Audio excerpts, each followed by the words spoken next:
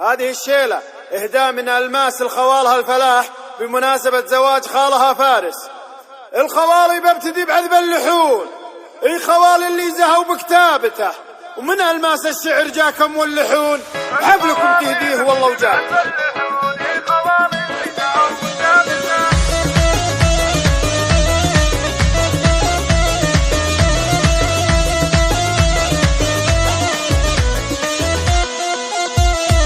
الخوالي ببتدي بعذب اللحون، اي خوالي اللي زهوا بكتابته، من ألماس الشعر جاكم واللحون حفلكم تهدي والله وجابته. عرس فارس خالي